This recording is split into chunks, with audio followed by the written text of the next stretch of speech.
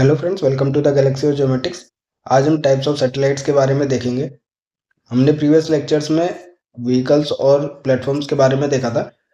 तो जो सैटेलाइट्स होते हैं, स्पेस बॉर्न प्लेटफॉर्म्स होते हैं हमारे पास, इनके ऊपर सेंसर्स अवेलेबल रहते हैं, different types of sensors available रहते हैं। तो हम टाइप्स ऑफ सैटेलाइट देखेंगे जो कि डिफरेंट पर्पज के बेसिस पर हमारे पास क्लासिफाइड होती हैं। जनरली इसके जो 6 मेजर टाइप्स होते हैं, जैसे एस्ट्रोनॉमिकल हो गया, कम्युनिकेशनल सैटेलाइट्स होती हैं, वेदर, रिमोट सेंसिंग और नेविगेशन होता है, या फिर रिकनेसेंस सैटेलाइट्स होती हैं। ठीक है, तो उनके बारे में आज हम देखेंगे। तो ये जो सैटेलाइट्स होती हैं वो हमारे पास टुडे मैन मेड और आर्टिफिशियल सैटेलाइट्स होती हैं, जो कि वाइडली यूज़ की जाती हैं for large number of purposes, जैसे मिलिट्री के लिए या फिर अर्थ ऑब्जर्वेशन के लिए। ठीक है, कम्युनिकेशन, नेविगेशन, वेदर फोरकास्टिंग और रिसर्च पर्पजेज के लिए। उसी के बेसिस पे इसके 6 क्लासिफिकेशन होते हैं, तो उनके बारे में देखेंगे। उससे पहले हम एक हबल टेलीस्कोप के बारे में देखते हैं। काफ़ी फेमस है, जो कि नासा ने लॉन्च किया था। और इसमें बोला था कि Hubble telescope is a space telescope that was carried into orbit by a space shuttle in 1990। Hubble is one of the largest and most versatile and is well known vital research tool. ठीक है, तो ये telescope है जो space में travel कर रहा है हमारे पास, जिससे कि वो आसपास की जो एस्ट्रोनॉमिकल बॉडीज है उनके बारे में पता कर सके। ठीक है, तो टेलीस्कोप है, लार्जेस्ट है हमारे पास, मोस्ट वर्सटाइल भी है। तो ये स्पेस में रिसर्च करने के लिए गया हुआ है। ठीक है, तो अब हम क्लासिफिकेशन ऑफ सैटेलाइट देखते हैं। सबसे पहले हमारे पास है एस्ट्रोनॉमिकल सैटेलाइट्स। तो एस्ट्रोनॉमिकल सैटेलाइट जो होती है वो हमारे पास बिग टेलीस्कोप की तरह होती है, जैसे स्पेस में अवेलेबल है। तो एस्ट्रोनॉमिकल बॉडीज जो होती हैं, ठीक है, उनके लिए हमारे पास एस्ट्रोनॉमिकल सैटेलाइट्स लॉन्च है, जिसके ऊपर सेंसर्स अवेलेबल है, या कह सकते हैं हम एक बड़े टेलीस्कोप की तरह अवेलेबल है हमारे पास। तो एक N astronomical satellite is basically a big telescope floating in space. The satellites vision is not clouded by gases, क्योंकि हमारे पास एटमॉस्फेयर के साथ इसका इंटरेक्शन नहीं होता है। ठीक है, तो it is in the orbit above the earth surface. Earth के एटमॉस्फेयर से बाहर हमारे पास ये ऑर्बिट करती हैं, इसलिए हमारे पास गैसेस से इनका कोई कांटेक्ट नहीं होता। क्लाउडेड होते हैं तो भी कोई कांटेक्ट नहीं रहता हमारे पास। Therefore, astronomy satellites can see into the space up to 10 times better than a telescope of similar strength on the earth। तो अगर हम अर्थ ऑब्जर्वेशन के लिए सैटेलाइट लॉन्च करते हैं तो हमारे पास कम होगा, क्योंकि एटमॉस्फेयर बीच में बढ़ता है। हमारे पास इंटरेक्शन जो होता है रेडिएशन का एटमॉस्फेयर के साथ होता है, बट स्पेस में ऐसा नहीं होता है, कोई एटमॉस्फेयर अवेलेबल नहीं है हमारे पास। तो 10 टाइम्स बेटर हमारे पास देख सकता है ये, as comparison to the earth पे। ठीक है, तो एस्ट्रोनॉमिकल सैटेलाइट जो बिग टेलीस्कोप है वो 10 टाइम्स ग्रेटर कैपेसिटी रखता है, अगर हमें स्पेस के अंदर कोई भी एस्ट्रोनॉमिकल बॉडी देखनी है। एप्लीकेशंस क्या है हमारे पास, मतलब किसके लिए यूज किया जाता है? तो टू मेक स्टार मैप्स, ठीक है, take pictures of planets in the solar system, उसके लिए हमारे पास एस्ट्रोनॉमिकल सैटेलाइट्स यूज की जाती हैं। To study mysterious phenomenon such as black holes और क्वासर्स। ठीक है, also to make maps of different planetary surfaces. तो प्लैनेट्स के बारे में या फिर जो एस्ट्रोनॉमिकल बॉडीज हैं जो स्पेस में अवेलेबल है, उनकी स्टडी के लिए हमारे पास एस्ट्रोनॉमिकल सैटेलाइट्स का यूज किया जाता है। Astronomy satellites are different from space exploration satellites because they collect their data from Earth's orbit.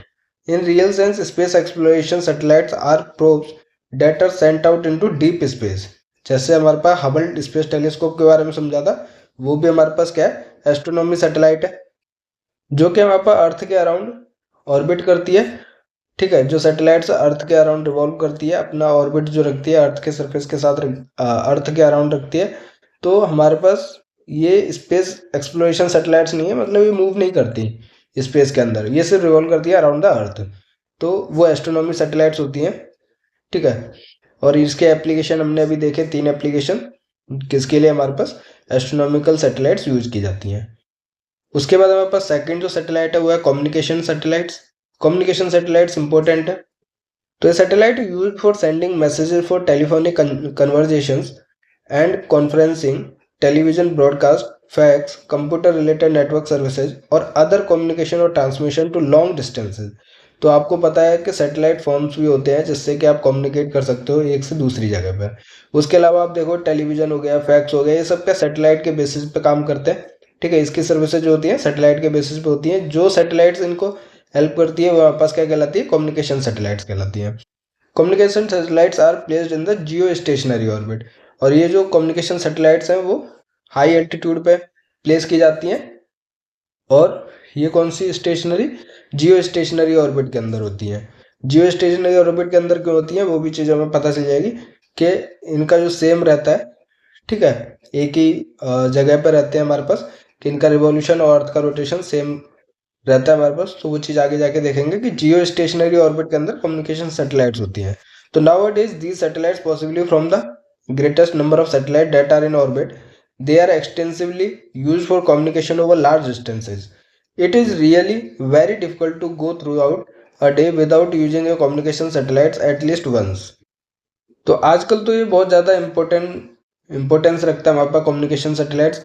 आप फ़ोन में यूट्यूब देख रहे हो, टेलीविज़न देखते हो, जियो टीवी देखते हो, तो बहुत सारी चीज़ें हैं जो कम्युनिकेशन सैटेलाइट्स के बेसिस पे चलती हैं, ठीक है। तो इनका एप्लीकेशन काफ़ी ज़्यादा है। You can use communication satellite directly or indirectly while watching TV, in making long distance phone call, using a fax machine, or even in listening to your favorite radio station.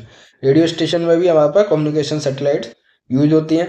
Communication satellites allow radio, television, telephone transmission to be sent live anywhere in the world, क्योंकि satellite जो है वो हमारे पास बहुत ज़्यादा high altitude पे available है और वो पूरे अर्थ को कवर करती हैं। तो आप होल वर्ल्ड को कवर करती हैं, तो कहीं पे भी आप सैटेलाइट की हेल्प से कम्युनिकेट कर सकते हो, ठीक है। ये communication satellite is a radio relay station in orbit above the earth that receives, amplifies and redirects analog and digital signals carried on a specific radio frequency.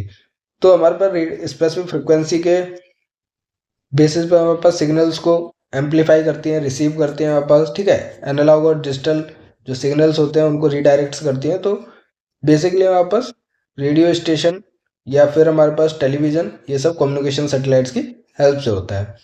Third जो है वो हमारे पास वेदर सैटेलाइट्स है। सिंपल है, जैसे नाम से पता चल रहा है कि अगर हमें मॉनिटर करना है या फोरकास्टिंग करनी है वेदर की, तो हमारे पास वेदर सैटेलाइट्स का यूज होता है। They can provide a much better understanding of weather phenomena, and because of this technology you can find out weather condition anywhere in the world at any time of the day, ठीक है। तो हम किसी भी phone के अंदर देखते हैं कि 10 दिन के बाद का या 10 दिन, आज से 10 दिन बाद क्या वेदर रहेगा हमारे पास, वो भी हमारे पास प्रिडिक्टेड रहता है। तो वो सब किसकी हेल्प से होता है, वेदर सैटेलाइट्स की हेल्प से। तो these satellites provide meteorologist with scientific data to predict weather conditions and are equipped with advanced instruments. तो ये जो सैटेलाइट्स डेटा कलेक्ट करते हैं उनको ट्रांसफ़र करता है, ठीक है, और फिर हमारे पास जो एडवांस इक्विपमेंट्स अवेलेबल हैं उनके हेल्प से हमारे पास वेदर को प्रेडिक्ट किया जाता है। तो weather satellites can give information about the following, जैसे radiation measurements from earth surface and atmosphere which give information on amount of heat and energy being released from the earth and its atmosphere. तो मतलब कि अगर आप global warming को एक तरीके से मॉनिटर करते हो, ठीक है, तो भी हमारे पास ये वेदर सैटेलाइट्स यूज होती हैं। रेडिएशन जो अर्थ सरफेस से या एटमॉस्फेयर से अमाउंट ऑफ हीट और एनर्जी जो रिलीज हो रहा है, ठीक है, उसको मेजर करता है वेदर सैटेलाइट्स। तो satellites monitor the amount of snow in winter, कि विंटर में कितनी स्नो हमारे पास गिरेगी वो भी पहले प्रिडिक्ट की जा सकती है, कितनी रेन होगी, ठीक है। The movement of ice fields in Arctic and Antarctic regions and the depth of ocean, ये सभी के वेदर सैटेलाइट से फाइंड आउट किए जा सकते हैं। Infrared sensors on satellite examine crop conditions, areas of deforestation and regions of drought. तो जो वेदर से रिलेटेड है वो सारी एप्लीकेशंस जो है वो वेदर सैटेलाइट्स की हेल्प से होते हैं। जैसे अगर डिफोरेस्टेशन के एरिया को जानना है तो भी वेदर सैटेलाइट्स, क्रॉप की कंडीशंस को जानना है तो भी हम वेदर सैटेलाइट्स का यूज कर सकते हैं इंफ्रारेड रीजन के अंदर। फोर्थ जो है वो हमारे पास है अर्थ ऑब्जर्वेशन सैटेलाइट, जो कि रिमोट सेंसिंग सैटेलाइट्स होती हैं। ये हमारे लिए काफ़ी इंपॉर्टेंट है। तो हमें पता है कि रिमोट सेंसिंग जो होता है वो observing and measuring our earth environment from a distance. तो किसी भी ऑब्जेक्ट के बारे में इंफॉर्मेशन हम कैरी करते हैं without in coming in physical contact to the object. So remote sensing और earth observation satellites are usually put into space to monitor the resources that are important for humans. Remote sensing satellites are generally placed in the sun synchronous orbit. तो जैसे हमने communication का देखा था वो जियो stationery orbit के अंदर available रहती हैं। ये जो रिमोट सेंसिंग सैटेलाइट्स है वो लो एल्टीट्यूड पे और सन सिंक्रोनस ऑर्बिट के अंदर अवेलेबल रहती हैं, ठीक है। तो ये जो पॉइंट्स मैं हाईलाइट कर रहा हूँ इंपॉर्टेंट है कि अर्थ ऑब्जर्वेशन सैटेलाइट्स या रिमोट सेंसिंग सैटेलाइट्स होती हैं वो सन सिंक्रोनस ऑर्बिट के अंदर होती हैं। ये आपको याद रखना है, इससे क्वेश्चन बनता है। तो using the satellites it is possible to see many features that are not obvious from earth surface. For example, remote sensing satellites might track animal migration, locate mineral deposition and exploitation, watch agricultural crops for weather damage. तो ये सारे applications हैं कि अगर animal का migration देख सकते हैं हम, ठीक है. उसके बाद हम वहाँ पर मिनरल डिपॉजिट और एक्सप्लोर कर सकते हैं वहाँ पर beyond the below the earth surface. तो उसके लिए थोड़ा लार्ज रेंज ऑफ वेवलेंथ लगती है, बट हम रिमोट सेंसिंग की हेल्प से उसको लोकेट कर सकते हैं, ठीक है. तो ये सारे एप्लीकेशंस हैं अर्थ ऑब्जर्वेशन या रिमोट सेंसिंग सैटेलाइट्स के. All of these things can be done best from space because a satellite in orbit can normally take photographs of large areas of land over all over the world. तो इसके हमने application space one platforms के अंदर समझे थे कि एक तो ये ग्राउंड कवरेज ज़्यादा रखती हैं सैटेलाइट जो होती हैं, ठीक है. उसके बाद हमारे पास इसका जो मूवमेंट होता है ऑल ओवर द वर्ल्ड होता है हमारे पास, ठीक है. बियॉन्ड द बाउंड्री भी अवेलेबल रहता है. तो ये चीज़ हमने प्रीवियस लेक्चर में भी देखा था. इसमें भी समझ लेते हैं कि ये जो फोटोग्राफ्स लेती हैं हमारे पास स्पेस से सैटेलाइट, वो लार्ज एरिया को कवर करती हैं और ऑल ओवर द वर्ल्ड करती हैं, ठीक है. Since the satellites are able to take images and observe areas all over the globe, the satellite is able to monitor areas in which the climate is very harsh और which are nearly impossible to reach by land. तो जहाँ पे हम land से move नहीं कर सकते वहाँ पर सैटेलाइट मूव करती हैं वापस. इनएक्सेसिबल एरिया पे भी हम इंफॉर्मेशन रिमोट सेंसिंग या अर्थ ऑब्जर्वेशन सैटेलाइट्स की हेल्प से फाइंड आउट कर सकते हैं. फिर हमारे पास फिफ्थ है नेविगेशन सैटेलाइट. ये हमने जीएनएस लेक्चर सीरीज में देखा था, जीपीएस के बारे में समझा था. सेम हमारे पास नेविगेशन सैटेलाइट्स है कि satellites for navigation were developed in the late 1950 as a direct result of ships needing to know exactly where they were at any given time. तो हम किसी भी पॉइंट पर 3D पोजिशनिंग कर सकते हैं और किसी भी प्लेस का या किसी भी व्हीकल या शिप का हम नेविगेट कर सकते हैं with the help of navigation satellite. In the middle of the ocean or out of sight of land, you cannot find out your position accurately just by looking out of the window. तो जब आप बीच समुद्र में हो वहाँ पे आपको location नहीं पता चलेगी, या तो एस्ट्रोनॉमिकल बॉडी जैसे नॉर्थ पोल को देखा आपने तो फिर आप फाइंड आउट कर सकते हो कि कौन सी डायरेक्शन में हो. बट आप नेविगेशन सैटेलाइट्स का यूज करोगे तो आपको वहाँ पे भी लोकेशन और अपने जो लैटिट्यूड लॉन्गिट्यूड और अल्टीट्यूड जो 3D पोजिशनिंग के कोऑर्डिनेट्स हैं वो फाइंड आउट होते हैं, ठीक है. उससे हम लोकेशन फाइंड आउट कर सकते हैं. In recent years, satellites have been used for accurate navigation. GPS हमने देखा था, Global Positioning System is the first system that was primarily intended for use as a highly accurate military system. तो GPS जो develop हुआ था military purpose के लिए हुआ था, बट बाद में क्या है सिविलियन पर्पज के लिए भी अलाउ किया गया था. तो आज हमारे फोन में भी GPS अवेलेबल रहता है, ठीक है. Using GPS technology these satellites can provide exact location of a person on the Earth's surface since then it has been adopted by a huge number of commercial and private users.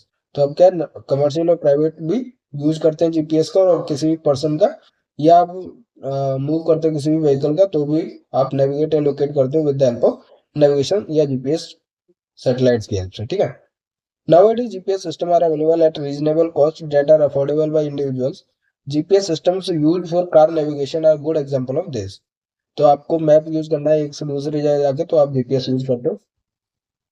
They are even being incorporated into forms in a system known as AGPS, मतलब assisted GPS to enable better location accuracy.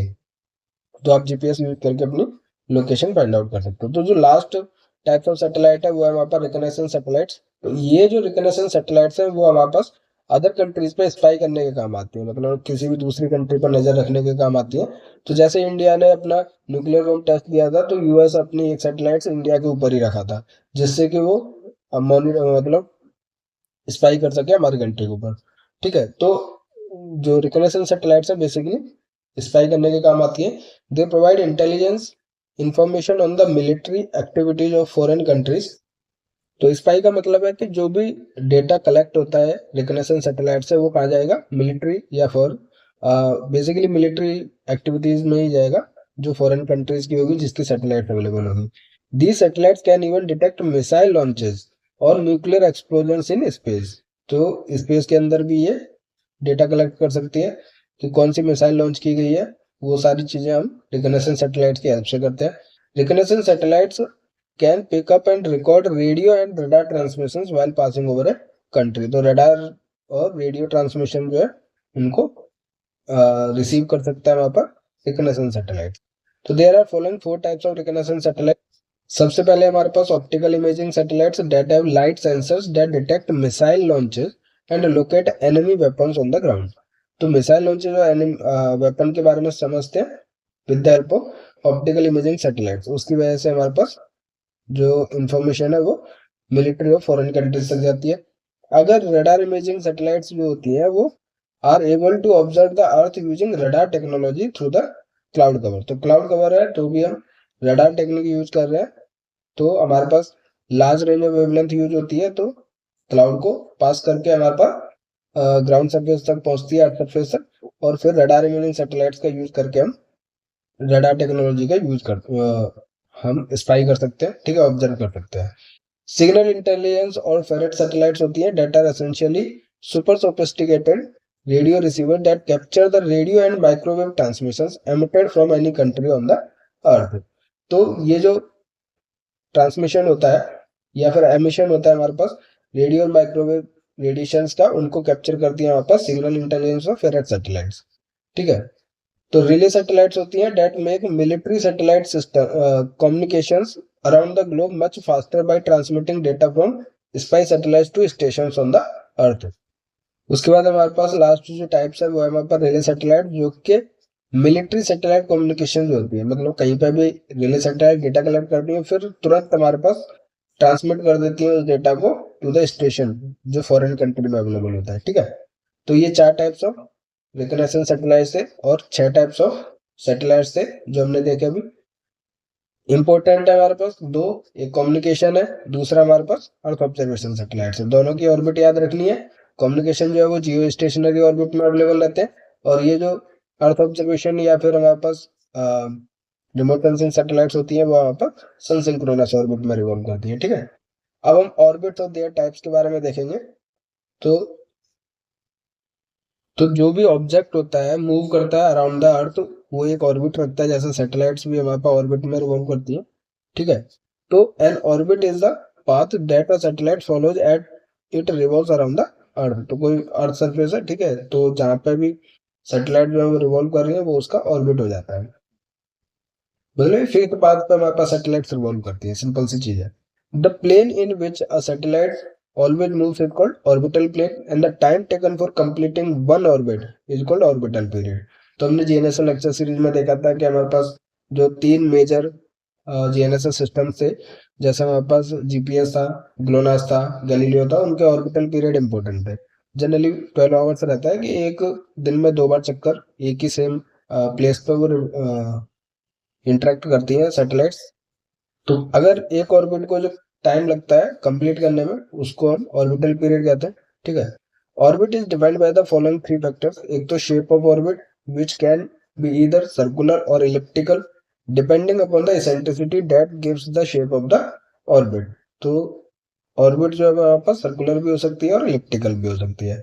दूसरा हमारे पास altitude के basis पर है, ठीक है, which remains constant for a circular orbit but changes continuously for an elliptical orbit. Circular है मतलब रेडियस पे मूव करेंगे तो एल्टीट्यूड सेम रहेगा हमारे पास, ठीक है, और इलिप्टिकल है तो उसका जो एल्टीट्यूड है वो डिफरेंट पोजीशन पे चेंज रहेगा हमारे पास, ठीक है। तो सर्कुलर है, अगर हम अर्थ सरफेस से निकालते हैं तो सेम रहेगा, क्योंकि हम अर्थ सरफेस को सर्कुलर मानते हैं अगर हमें स्टडी करनी होती है तो। अगर वही ऑर्बिट जो इलिप्टिकल है तो यहाँ पे ज्यादा एल्टीट्यूड रहेगा, यहाँ पे कम एल्टीट्यूड रहेगा, ठीक है। तो इलिप्टिकल के लिए चेंज होता है एल्टीट्यूड ऑफ ऑर्बिट।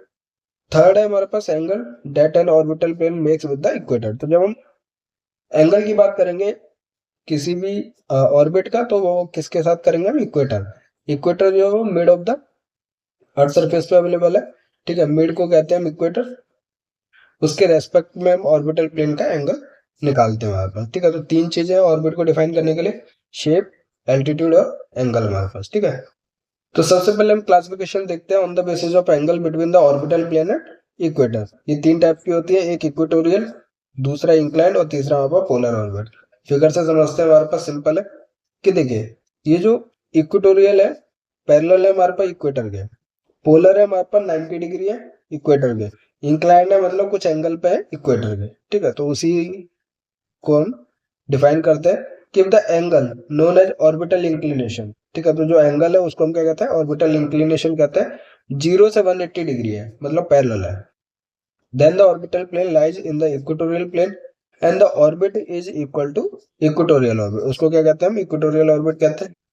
दूसरा हमारे पास है कि when the angle is 90 degree the satellite moves over the north and south poles and the orbit is called polar orbit. तो हमने फिगर में देखा जब एंगल 90 डिग्री है इक्वेटर से तो वो पोलर ऑर्बिट ही है हमारे पास, ठीक है, जो कि नॉर्थ और साउथ पोल से ट्रेवल करती हैं, मूव करती हैं। However an orbit with inclination close to 90 degree is called near polar orbit. There could be different orbits having inclination between 0 to 90 degree. अगर एंगल 0 to 90 डिग्री है equator के साथ तो वो कौन सी ऑर्बिट्स होती हैं? इंक्लाइंड ऑर्बिट्स होती हैं हमारे पास, ठीक है। तो हमने फिगर में भी देखा था। अब इसके बेसिस पे हमारे पास असेंडिंग भी होता है और डिसेंडिंग पास भी होता है। तो वो चीज़ देख लेते हैं कि when the satellites is moving from south to north, मतलब नीचे से ऊपर की तरफ बैक साइड से जाएगा। तो जैसे इस फिगर में हम देख सकते हैं कि जो पोलर सैटेलाइट्स हैं, ठीक है, यहाँ पे सैटेलाइट है और ट्रेवल कर रही है हमारे पास साउथ, ये हो गया, नॉर्थ ये हो गया। अगर साउथ टू नॉर्थ है हमारे पास मतलब नीचे से ऊपर, तो वो असेंडिंग पास होता है या फिर असेंडिंग नोड ऑफ ऑर्बिट होता है। Similarly when the satellite is moving from north to south उसे हम डिसेंडिंग पास और डिसेंडिंग नोड ऑफ ऑर्बिट कहते हैं, ठीक है। तो ये भी इंपॉर्टेंट है कि असेंडिंग पास कौन सा होता है, डिसेंडिंग कौन सा होता है। नॉर्थ टू साउथ हमारे पास क्या हो जाएगा? डिसेंडिंग हो जाएगा, और साउथ टू नॉर्थ हमारे पास क्या हो जाता है? असेंडिंग हो जाता है, ठीक है। Most of the polar orbiting satellites acquire images during they pass from north to south. तो जो सन सिंक्रोनस या फिर पोलर ऑर्बिट्स होती हैं उसमें जो सैटेलाइट्स अवेलेबल हैं वो अपना डेटा कलेक्ट करती हैं फ्रॉम नॉर्थ टू साउथ, मतलब कि डिसेंडिंग पास के लिए। जब वो नॉर्थ टू साउथ ट्रेवल करती है तब ये हमारे पास अर्थ सरफेस के डेटा को कलेक्ट करती है हमारे पास, ठीक है। तो डिसेंडिंग पास के लिए पोलर ऑर्बिट्स ज़्यादा इंपॉर्टेंट है। Over the sunlit hemisphere and return from south to north over the night time hemisphere. क्योंकि हमारे पास ये जो नॉर्थ टू साउथ है मतलब डिसेंडिंग पास को फॉलो करती है इन द डे टाइम में, और नाइट टाइम में हमारे पास क्या है? असेंडिंग पास को फॉलो करती है। इसलिए हमारे पास डे टाइम में ये डेटा कलेक्ट करती है जो कि हमारे पास डिसेंडिंग पास होता है, ठीक है। तो ये जो पैराग्राफ है काफ़ी इंपॉर्टेंट है, भले ही आप इसको अलग से नोट्स में बना लीजिए लेकिन इंपॉर्टेंट है, ये चीज़ें पूछी जाती है एग्जाम में। अब हम इंस्टेंटेनियस फील्ड ऑफ व्यू और स्पेशल रिजोल्यूशन के बारे में थोड़ा सा देखेंगे। तो ये जो IFOV instantaneous field of view है और स्पेशल रिजोल्यूशन है आगे जाके काफ़ी बार यूज होगा, वहाँ पर भी हम अच्छे से फिगर के साथ देखेंगे। बट यहाँ पे डेफिनेशन देख लेते हैं कि the term instantaneous field of view characterizes the sensor. It refers to the projection of a detector element, that is one charged coupled devices CCD element, on the ground. It is also known as footprint of the detector element on the ground. IFOV is also referred as resolution element. तो जैसे हमारे पास scanning systems होते हैं उसमें number of detectors available रहते हैं, ठीक है, जो सेंस जो रेडिएशंस को रिकॉर्ड करते हैं। इसमें एक डिटेक्टर कितना ग्राउंड कवरेज करता है उसके साइज को क्या कहते हैं हम? ये जो एंगल बन रहा है उसको हम IFOV कहते हैं, जो एक चार्ज कपल डिवाइसेज या डिटेक्टर होता है, ठीक है। इसको हम फुटप्रिंट भी कहते हैं और इसको हम रिजोल्यूशन एलिमेंट भी कहते हैं। तो आगे फिगर में हम अच्छे से देखेंगे। उसके बाद हमारे पास स्पेशल रिजोल्यूशन, तो ये भी जनरली उसी की तरह ही है कि the term spatial resolution is use to denote the projection of the detector element CCD on to the ground through imaging optics from the satellite और एरियल ऑर्बिटर। तो जैसे अभी हमने इंस्टेंटेनियस फील्ड ऑफ व्यू देखा कि एक detector की बात कर रहे थे हम, तो एक डिटेक्टर हमारे पास ग्राउंड के ऊपर कितना कवर कर रहा है, ये जो पिक्सल होगा उसको हम क्या कहेंगे? स्पेशल रिजोल्यूशन कहेंगे, ठीक है। और ये जो एंगल है वो इंस्टेंटेनियस फील्ड ऑफ व्यू है। तो इसको हम आगे जाके अच्छे से समझेंगे। फील्ड ऑफ व्यू देखते हैं। और फील्ड ऑफ व्यू का टोटल नंबर ऑफ डिटेक्टर्स की बात हो रही है कि एक सेंसर जो है नंबर ऑफ डिटेक्टर्स कैरी करेगा। तो ये जो नंबर ऑफ डिटेक्टर्स पूरा ग्राउंड पर कितना कवर कर रहे हैं, ये जो एंगल है वो हमारे पास फील्ड ऑफ व्यू है। कोनिकल एंगल बनता है हमारे पास, ठीक है। यहाँ तो मैंने बड़ा साइज दिखा रखा है, फिगर अभी हम देखेंगे तो वहाँ पे पता चल जाएगा। और ये जो ग्राउंड पर कवर होता है इस लेंथ को हम क्या कहते हैं? स्वाथ विड्थ कहते हैं, ठीक है। तो field of view is total view angle of the camera, जो टोटल व्यू एंगल है सेंसर जो देखता है, विच डिफाइंस द स्वाथ, और जो ग्राउंड पर कवर करता है उसको हम स्वाथ कहते हैं। When the satellite revolve around the earth the sensor observes a certain portion of the earth surface. तो ऐसा तो नहीं है कि एक सैटेलाइट जो है एक टाइम पे पूरे अर्थ को सेंस कर लेती है। जब वो ट्रेवल करती है हमारे पास अराउंड द ऑर्बिट, ठीक है, अराउंड द अर्थ सरफेस, तो ये जो सेंस करता है इस पाथ में सेंस करेगा हमारे पास एक पर्टिकुलर पोर्शन ऑफ अर्थ को सेंस करता है, इसकी इंफॉर्मेशन को वो कलेक्ट करती है सैटेलाइट जो है। तो इसी को हम स्वाथ वेव कहते हैं। और ये जो एंगल है फील्ड ऑफ व्यू है। अगर हम एक डिटेक्टर की बात करते हैं तो इंस्टेंटेनियस फील्ड ऑफ व्यू है, और उसके एक पिक्सल की बात करते हैं हमारे पास, जो एक सिंगल डिटेक्टर ग्राउंड सरफेस पर जो एरिया कवर कर रहा है, ठीक है, जो डिस्टेंस होगा उसका हम स्पेशल रेजोल्यूशन कहते हैं। ठीक है, ये सारी चीजें हम आगे जाके देखेंगे। उसके बाद हमारे पास स्वाथ और swath width is the area strip of the land on the earth surface. ठीक है, तो ये फिगर में भी देखेंगे, अभी नीचे फिगर आएगा। तो स्वाथ और swath width is the area strip of land of earth surface which a sensor observes during its orbital motion. Swaths vary from one sensor to another but are generally higher for space borne sensors. तो ये स्वाथ है, मतलब ground coverage एक तरीके से space borne sensors के लिए ज़्यादा होता है एज कंपेरिजन टू एयरबोर्न और टेरेस्ट्रियल। ठीक है, क्योंकि एल्टीट्यूड ज़्यादा होता है। तो ranging between tens and hundreds of kilometer. तो ये जो स्वाथ मिलता है वो टेंस या हंड्रेड्स ऑफ किलोमीटर तक की रेंज में वेरी करती है in comparison to airborne sensor. The polar orbiting satellites are able to acquire images of almost the entire Earth, despite the fact that as satellite orbits the Earth from pole to pole, that is, means its east-west position does not changes. This becomes possible because of the fact that the Earth is rotating from west to east beneath the satellite. The rotation of the Earth causes a steady westward shift of the swath, which allows the satellite swath to cover a new area with each consecutive passes. Thus, the swath is generated by the combined action of satellite orbital motion and the Earth rotation relative to the orbital plane. And it allows complete coverage of the Earth surface. तो देखो, अब इस figure से समझते हैं जो हमने अभी चीज पढ़ी पैराग्राफ में। देखिए, हम पोलर ऑर्बिट्स की बात करते हैं जिसके अंदर सैटेलाइट अवेलेबल है। ये अपना सेंस कर रही है, और ये जो अर्थ होती है वो वेस्टवर्ड रोटेट करती है हमारे पास, मतलब वेस्ट टू ईस्ट करती है। ठीक है, तो ये अर्थ रोटेट करती है और ये सैटेलाइट जो है वो रिवॉल्व करती है, मूव करती है around the earth on its orbit, और फिर ये सेंस करती है अपने अर्थ सरफेस को नीचे। ठीक है, तो इस विड्थ को, जो ये विड्थ है हमारे पास, उसको हम स्वाथ कहते हैं, जो अर्थ सरफेस के ऊपर एरिया या सेंस कर रही है हमारे पास। तो ये अलोंग ट्रैक है, मतलब जिस डायरेक्शन में सैटेलाइट मूव कर रहा है उसी डायरेक्शन में अर्थ को सेंस कर रहा है हमारे पास सैटेलाइट जो है। तो ये अलोंग ट्रैक सेंसर है हमारे पास। ठीक है, और इसकी विड्थ को क्या कहते हैं, हम स्वाथ विड्थ कहते हैं। और ये जो एंगल था मैंने जैसे आपको बताया, कैमरा के एंगल को हम क्या कहते हैं, फील्ड ऑफ व्यू कहते हैं।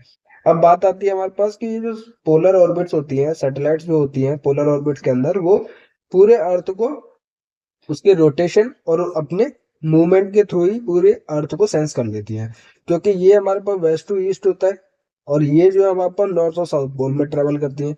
तो ये अपनी डायरेक्शन ईस्ट और वेस्ट में चेंज नहीं करती, अपने ऑर्बिट में रिवॉल्व करती रहती है, और अर्थ जो है वो वेस्ट टू ईस्ट डायरेक्शन में रोटेट करता रहता है। तो ये जो है पूरा अर्थ सरफेस को सेंस कर लेती है पोलर ऑर्बिट्स। ठीक है, सिंपल सी चीज है। इसमें हमने फील्ड ऑफ व्यू देखा और स्वाथ को भी देखा। ठीक है, उसके बाद हमारे पास elevation of the satellite orbit is designed in such a way that same location will be retraced imaged in a period of few week. तो ये पोलर ऑर्बिट्स की बात हो रही है कि किसी भी प्लेस पे हम वापस पहुंच जाएं, क्योंकि अर्थ रोटेट करेगा और रोटेशन जो है, रिवॉल्यूशन जो है सैटेलाइट का अपने ही ऑर्बिट के अंदर रहेगा। तो मान लीजिए किसी भी अर्थ सरफेस पे दिल्ली का उसने सेंस किया आज, और कल उसने वापस उस टाइम पीरियड पर दिल्ली पे नहीं आएगी, क्योंकि हमारे पास रोटेट हो चुकी होगी अर्थ जो है। तो बट हमारे पास इसका जो लोकेशन होता है सैटेलाइट्स का, वो इस तरीके से होता है कि वो वापस इस पोजीशन को अर्थ सरफेस के ऊपर रिट्रेस कर सके within the few weeks. ठीक है, the time taken for a sensor to complete tracing imaging of the almost the entire earth become it starts tracing of the same area for the second time is called as orbital cycle. तो जब same area को वापस वो satellite sense करती है, उसको हम क्या कहते हैं, उस टाइम पीरियड के गैप को क्या कहते हैं, ऑर्बिटल साइकिल कहते हैं। The exact length of time of the orbital cycle varies with the each satellite. ठीक है, हर एक सैटेलाइट के लिए डिफरेंट ऑर्बिटल साइकिल होता है। It is also important to note that an orbit that brings the satellite over the poles or close to them has a large angle, but an orbit that makes the satellite stay close to the equator has a small angle. तो अगर कोई भी polar orbit revolve कर रही है अपने orbit के अंदर, तो पोल के पास जाती है जब सैटेलाइट, तो लार्जर एंगल बनाती है, और जब इक्वेटर के पास रहती है आसपास तो स्मॉलर एंगल बनाती है। इसकी वजह से क्या फर्क पड़ता है कि जो डिस्टेंस होता है अर्थ सरफेस से, वो उसकी स्पीड ऑफ द ऑब्जेक्ट को ऑर्बिट के अंदर या फिर सैटेलाइट की स्पीड को वेरी करता है, हमारे पास अफेक्ट करता है। ठीक है, so the orbit selection can vary in terms of altitude above the surface of the earth and the orientation and rotation of the orbit relative to the earth. इसलिए हमारे पास जो सिलेक्शन होता है ऑर्बिट्स का कि कौन सी सिलेक्शन कौन से पर्पज के लिए यूज की जाए, कहाँ पर आपको डेटा कलेक्ट करना है, वो उसके एल्टीट्यूड के बेसिस पे होता है, ओरिएंटेशन के बेसिस पे और रोटेशन के बेसिस पे होता है। ठीक है, तो देखिए हमारे पास choice of an orbit depends upon the purpose of different orbit serve different purpose and each has its own advantages. हर एक जो है अपना एडवांटेजेस और डिसएडवांटेजेस रखती है। ऑर्बिट सिलेक्शन हमारे पास किस पर्पज के लिए आपको यूज करनी है उस पर डिपेंड करता है। Kepler has formulated the mathematical laws describing satellite orbits in 18th century based on his planets and moon's motion observations. Kepler has demonstrated that satellites may be flown on elliptical orbit instead of circular orbit. तो Kepler ने बताया कि circular orbit में ना होकर वो elliptical orbits में, क्योंकि डिफरेंट एल्टीट्यूड हमारे पास सैटेलाइट्स डिफरेंट एल्टीट्यूड की वजह से उसका स्पीड वेरिएशन और जो ऑर्बिटल पीरियड था उसका वो चेंज हो जाता है। तो ये इसने मून को देख के बताया था या फिर अदर प्लैनेट्स को देख के। ठीक है, अब हमारे पास जो ऑर्बिट्स है वो बेसिकली दो क्लोज्ड और ओपन ऑर्बिट्स में क्लासिफाइड है। क्लोज्ड ऑर्बिट कौन सी होती है? They can be either circular or elliptical in shape. ठीक है, a body on a closed orbit constantly travels around another body such as planet orbiting the sun or moon orbiting the earth. All planets and moons in our solar system follow this type of orbit. तो इसमें हम देख सकते हैं कि अगर कोई भी ऑर्बिट है सर्कुलर होगी या फिर इलिप्टिकल होगी, वो हमारे पास क्या है? क्लोज्ड ऑर्बिट होती है। ठीक है, तो ये जो क्लोज्ड ऑर्बिट है वो कौन कौन फॉलो करता है? मोस्टली हमारे पास सैटेलाइट्स फॉलो करती है हमारे पास। उसके अलावा जो प्लैनेट्स हैं अराउंड द सन वो भी हमारे पास क्लोज्ड ऑर्बिट इलिप्टिकल, ठीक है, उसको फॉलो करते हैं। या फिर मून हो गया हमारे पास ऑर्बिट करता है around the earth in the closed orbits. ठीक है, तो इसके दो एग्जांपल है सर्कुलर और इलिप्टिकल। अगर हम ओपन ऑर्बिट की बात करते हैं, they follow mathematical shapes which are either known as parabola और हाइपरबोला। ठीक है, तो जैसे हम देख सकते थे सर्कुलर और इलिप्टिकल में हमारे पास कोई स्टार्टिंग या एंड पॉइंट नहीं होता। ठीक है, कोई जंक्शन नहीं होता। बट इसमें हम देख सकते हैं कि कोई पैराबोला है या फिर कोई भी हाइपरबोला है। ठीक है, तो उसमें स्टार्टिंग एंड पॉइंट्स हो सकता है। और ये जो ओपन ऑर्बिट्स है वो हमारे पास पैराबोलर है, हाइपरबोला टाइप से हमारे पास। जैसे कि सर्कल हो गया, पैराबोला हो गया, hyperbola form curves whose ends never join up। ठीक है, जैसे हमने बताया कि सर्कल की तरह पैराबोला और हाइपरबोला जो है वो कभी भी ज्वाइन अप नहीं होते। ठीक है, there are different types of closed orbits used for operating various satellites. Most commonly used satellite orbits are outline below. जैसे जियोसिंक्रोनस और ऑर्बिट होता है, हमारे पास सन सिंक्रोनस ऑर्बिट होता है। उसके अलावा हमारे पास 3 क्लासेज ऑफ ऑर्बिट भी पढ़ेंगे हम नेक्स्ट लेक्चर के अंदर। जैसे हमारे पास हाई अर्थ ऑर्बिट हो गया, मीडियम अर्थ ऑर्बिट हो गया। ठीक है, उनका जो एल्टीट्यूड है वो काफी इंपॉर्टेंट है, एग्जाम्स में डायरेक्ट क्वेश्चन पूछा जाता है। और हमारे पास लो अर्थ ऑर्बिट हो गया ये। और उसके अलावा जियोसिंक्रोनस और जैसे जियोसिंक्रोनस और सन सिंक्रोनस ऑर्बिट्स के बारे में भी हम समझेंगे नेक्स्ट अपकमिंग लेक्चर्स में। ठीक है, तो आज के लिए इतना ही। कोई भी डाउट है कमेंट कर सकते हैं हमें। व्हाट्सएप और टेलीग्राम चैनल पर जुड़िए हमारे साथ, वहां पर भी मैसेज कर सकते हो आप, जिसका लिंक जो है वीडियो के डिस्क्रिप्शन में मिल जाएगा। वीडियो पसंद आया तो लाइक कीजिए, दोस्तों के साथ शेयर कीजिए और चैनल को सब्सक्राइब कीजिए। और अपनी गेट ज्योमेट्रिक्स की तैयारी ज्योमेट्रिक्स गैलेक्सी के साथ करते रहिए। Thank you.